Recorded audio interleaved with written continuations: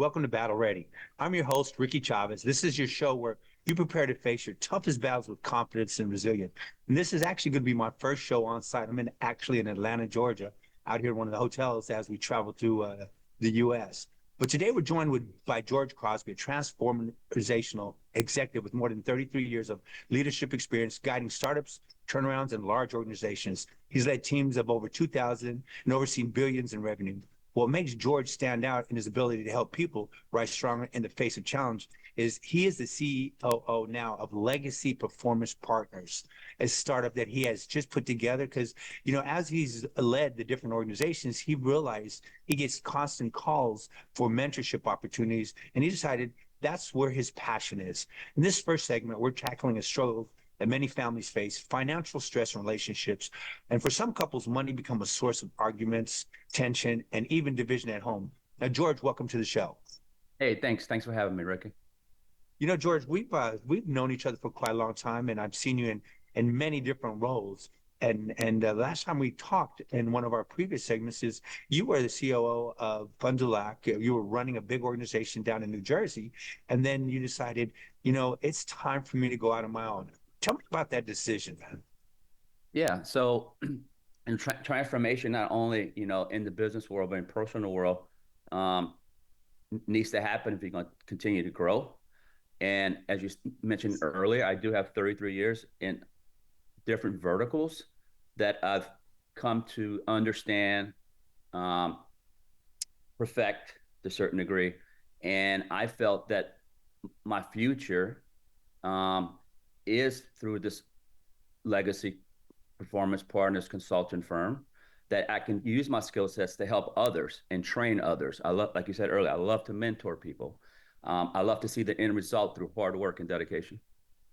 And you know what? I think that, and as long as I've known you, I've known about your experiences coming from, when you started out, in the warehouses in FedEx, and then you had mentors. Did you have mentors in FedEx that you really leaned on? Yes, several mentors, um, that really coached me through when I was a young buck, trying Uh, to work my way through through okay. the organization. Right, it's a huge organization. You have to know how to maneuver and to engage, um, and to kind of sometimes manage up.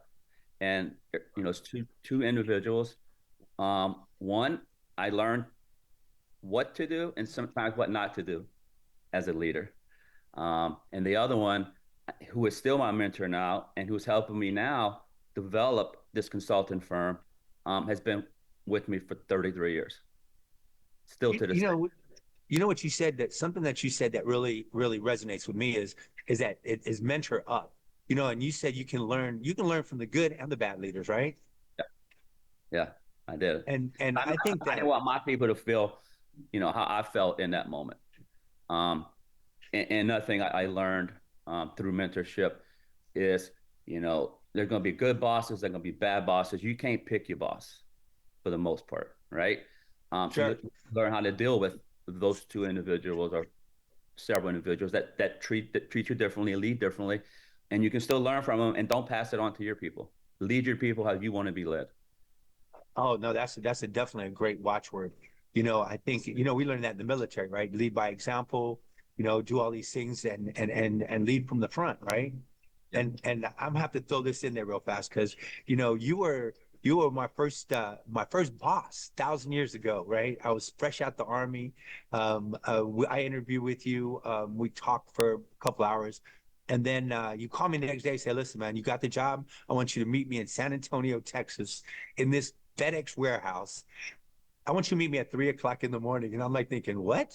Okay, so hey, I don't know any better. I show up at the warehouse, and at that time, you were a managing director at FedEx, I believe, right? Yeah, I was 27.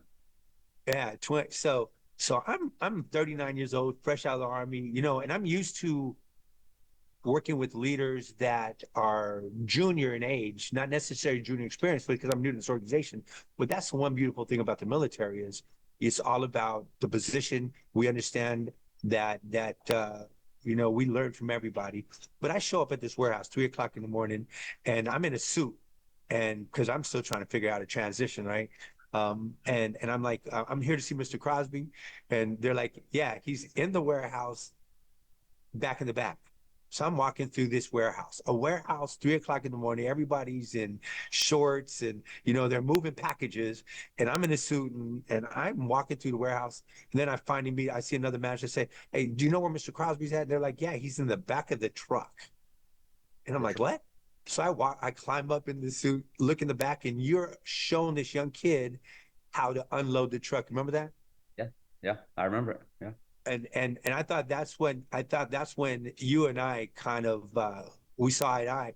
And then you said something to me and like, you think you could do this? And I didn't know any better. I threw my jacket off and I went to the truck next door and I just started throwing packages. I remember that as good as night. But I think that just is a great story about you and what you did because I didn't know you. You knew I was coming, but I know you weren't even thinking about me. I was your new HR person, and you are showing this entry level package handler. And if I'm not mistaken, isn't unloading the truck like the beginning of the package handling thing, right? Yeah, yeah, absolutely. And you're in there showing them how to do that. Why did you do that? Well, I wanted to show my manager how to lead by example, right? And Okay, that nothing's beneath us, and that the most important individuals in that organization are those people, the frontline individuals. And I also believe in understanding of any business, the engineering principles, the basics of the business. You got to have a good foundation if you're going to hit productivity standards. And so it was for to show this individual how to work smarter and not harder, because there's certain techniques that you can use to really still get the productivity you need, but not really, but hustle and bustle. It's not easy, but I wanted to show him the basics, so then he had a good foundation to really be successful. But it also sends a message to everyone else, like this dude, because you're gonna ask him to do 10,000 40 cases an hour. Well, you can tell him all day, but you got to show him. And I wanted to show him, and that resonated through the organization throughout that building as well. And when I set expectations, I wanted to make sure they can be accomplished. And so I would do it myself just to make sure that they know it can be done. I remember something about 3 seconds. Did I remember that wrong? I mean, it's been like over 20 years ago, Yeah. but it was three up, three down, something like that. Is that Yeah. what it was? And while you're putting the package down, you should always be looking for when the next package you're going to grab. So And I think that and people don't understand what goes all into the package delivery and the performance of package delivery. And I learned through the years, but I remember when you put it down, you have to put it down a certain way so that they can read the label, labels, right? Okay. Yeah. yeah. So you have So to I mean, there's an figure out the art to that, label. right? Yeah, there's a science to it. Yeah, right. There's a lot So that I have to mean, happen, and the trailer needs to be done and went basically in an hour. Trailer has to be finished. and how many packages are in the trailer? Normally, 1,100. And so they take everything out. They so here again, my first experience with you is that, right? Managing director of this organization. I think you at that time you had, was it 18 buildings or 20 buildings, something 30, like that? 32 buildings, all of FedEx south of I-20. Okay, and all the buildings were different sizes. This was one of the larger buildings, but you're in there, you're showing them how to do everything, and you're coaching them, you're coaching the manager to how to coach his employee, right? And Yep. that's kind of what led you here, right? So now you're gonna with your organization now you're going to help coach leadership into leading from the front. Is Yes, that right? that's correct. Hands-on leadership. You can't lead an organization from an office. Right, right, There has to be an engagement, expectation set, accountability measures, KPIs, and a lot of companies don't have those. Especially the smaller companies, they don't have that. They have educational experience, but they don't have right, the real world experience. They might know how to run the business, but how you can right, take the business from 100 million to 500 million, right? Just like back in the day, it took a different competency to run a building that's an A size, which is our smaller buildings at FedEx, right, versus right. the it takes to run a San Antonio, which is a D size, one of the larger buildings. You can't be the same. So if they want to grow, those entrepreneurs want to grow their business, um, they have to lean on people like me and my knowledge for 33 years to help them get that business to the next level through technology, performance management, um, engineering principles, like I said, KPIs. And so, they know their business, whatever the business is, the business, I'm going to this week. It's a wine company, right? Okay. Um, and they bought other wine companies and they need help kind of integrating, but also operational expertise because they don't know the operation side because they basically sell the wine. Now they have potentially distributed in Denver. So it's kind of, Now then we can move into a different level. yes. So people come and when you interview them, they may have the educational idea of what the position is or what's going on, but then the actual hands-on and I'm trying to get in the words. In the military, we call it HOPOT, hands-on performance-oriented training, right? But now they may know the idea of what to do, but not the application. I guess that's the word, right? That's And that's SOP. what you're going to coach them with.